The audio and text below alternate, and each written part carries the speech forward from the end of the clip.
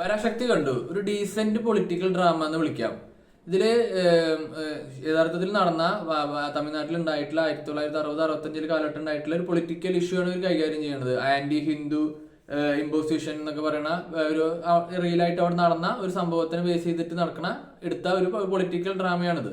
ഇതിന്റെ ഒരു കുഴപ്പമില്ലാത്ത മേക്കിംഗ് കാര്യങ്ങളൊക്കെ ഉണ്ട്. പ്രൊഡക്ഷൻ ക്വാളിറ്റി ഒക്കെ ഹൈ ആണ്.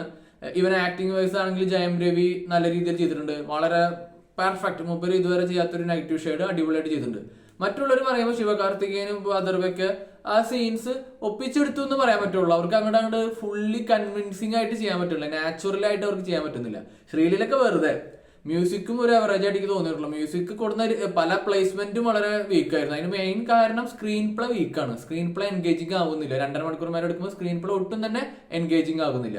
അതായിരുന്നു ഇതിന്റെ ഒരു മെയിൻ പ്രശ്നം. അപ്പൊ എൻഗേജ് ചെയ്ത് നിർത്താൻ പറ്റുന്നില്ല. ഇന്റൻഷൻസ് കൊള്ളായിരുന്നു, നല്ല ഇന്റൻഷൻസ് ആണ്. പ്യുവർ തമിഴ് പൊളിറ്റിക്സ് ആയതുകൊണ്ട് ചിലപ്പോൾ മലയാളികൾക്ക് അത് കൺവേ ചെയ്യാൻ പറ്റിയൊന്നും വരില്ല. പക്ഷെ അത് ഓക്കെയാണ്. ഞാൻ പറഞ്ഞത് ഡീസെന്റ് ക്വാളിറ്റി ഉണ്ട്, ഡീസെന്റ് മേക്കിംഗ് ഉണ്ട്, കുഴപ്പമില്ലാത്തൊരു പെർഫോമൻസ് ഉണ്ട്. അപ്പൊ ഇങ്ങനെയൊക്കെ ആണെങ്കിൽ നിങ്ങൾക്ക് ഇത് കണ്ടു നോക്കാവുന്നതാണ് വെറുതെ. അപ്പൊ നിങ്ങളുടെ അഭിപ്രായം എന്ത് തന്നെയായാലും എന്റെ കമന്റ് സെക്ഷനിൽ പങ്കുവയ്ക്കാം. ഈ വീഡിയോ ഇഷ്ടപ്പെട്ടെങ്കിൽ ലൈക്ക് അടിക്കുക, കമന്റ് അടിക്കുക, സബ്സ്ക്രൈബ് ചെയ്യുക, ഷെയർ ചെയ്യുക.